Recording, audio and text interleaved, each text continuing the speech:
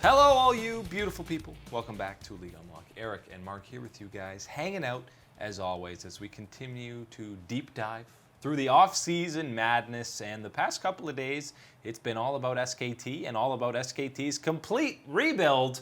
Not complete. You got 3/5 of what they had in 2019, but the coach is out, Khalid is out, and now we know that Khan is also out. He kind of released that he wasn't going to be there, but I'll tell you where I did not expect him to end up, Mark. Fun plus Phoenix. Wasn't expecting that. That is quite the change here for Khan, leaving SKT, heading to the World Championship organization of FPX, replacing Gimgoon in that top side. This is surprising for a numerous amount of reasons here. One obviously is the departure from SKT, but here the surprise really is when you're looking at FPX, really replacing someone like Gimgoon in the job that he did here for someone like Khan doesn't exactly scream out to you as the immediate upgrade that a team that is coming off of a world championship would be looking to continue that type of run.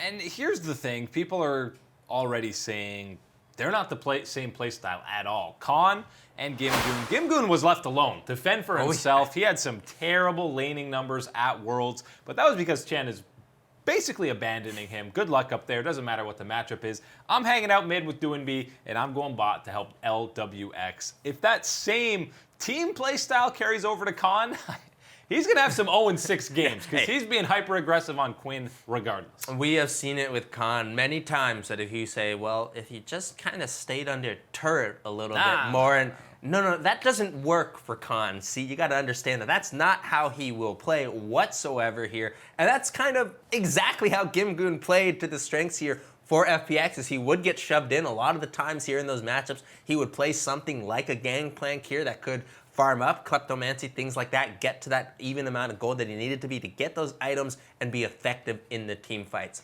Khan is not that type of player. Khan will absolutely be in Tian's ear to make sure that he is getting some of those ganks up to the top side. And we know that if you're calling for Tian to gank to the top side, that means that Doinb isn't too far behind, roaming through, of course. So that is going to be a lot of resources that Khan would be calling for. It's going to be interesting to see how the squad of FPX will be willing to deal those out and deal out where they're going to be putting that pressure on the map.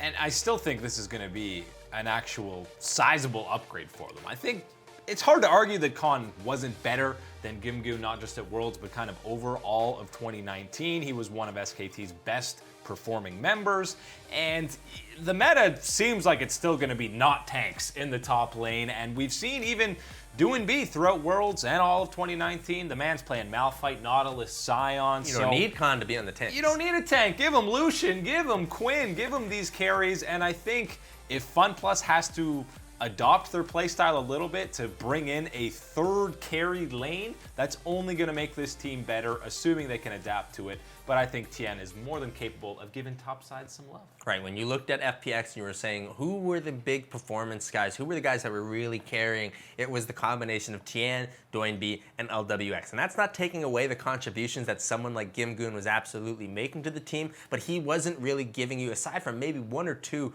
odd times that he got incredibly fed on the Gangplank, wasn't really giving you those carry level performances, and that is exactly what Khan will give you. That is the type of player that he is, that type of hunger, that type of bloodthirst that he has in that top side to get as many advantages as he can. That is the type of player that Khan is, and he will carry you through if you're on his team at that point in the game, and that is just something that Gimgoon did not bring to the side of FPX.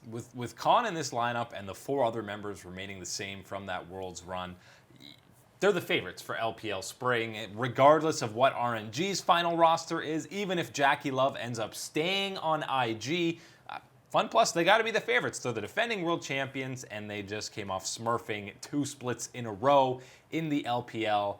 With Khan out, SKT needs to find their replacement, and they tried.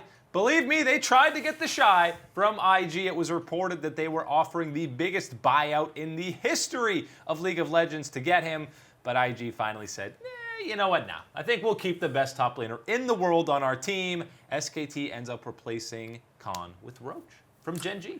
Couldn't pay the ultimate sacrifice here. No soul stone here for SKT. Can't get They tried. that. They finally were almost that one piece away from getting the Shy. Don't say they didn't try and pay for them. Don't say they're cheap. They were throwing money at them. That Comcast money was absolutely there for T1. They tried it. IG, Mr. Wangxian said, no thanks.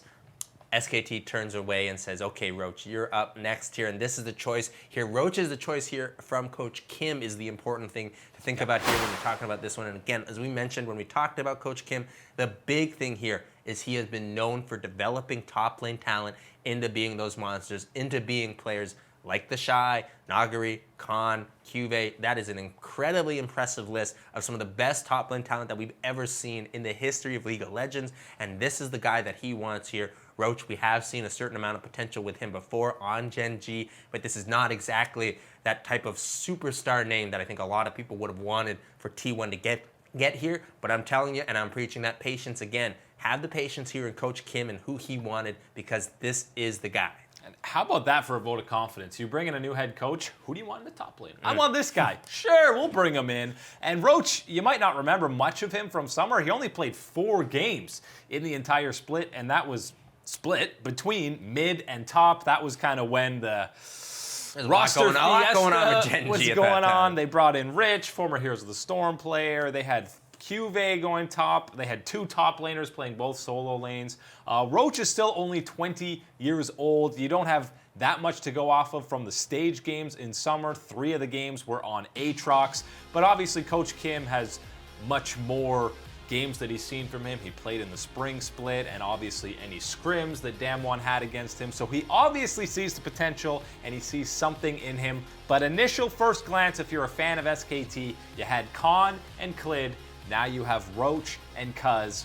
But I don't think it's as bad as it looks on paper. It's not as bad as it looks on paper, and I tell you what, if you can go to YouTube, you can look at some of these highlights from previous Kespa Cup years of Roach and what he had been doing with some of his friends and squad mates here. He really did bring some better level performances than I think you would have seen with the Gen G level of performances. Could give you some more hype here. You gotta believe here in the idea that this is the top lane that Coach Kim wanted to develop with the rest of this SKT squad here. And of course, Cuz is someone I think that is a lot better than a lot of people are expecting and maybe aren't quite as familiar with him when he was dominating with Kingzone towards the beginning of summer last year. The thing with Cuz is I think he's still associated with 2017 Longzhu when he was looked at as the weak link on that super team, but he was 17 years old at that point. He has not even close to reached his ceiling. Roach is still only 20 years old. So both these young players being under a fantastic organization that is SKT, even though Coma is no longer there,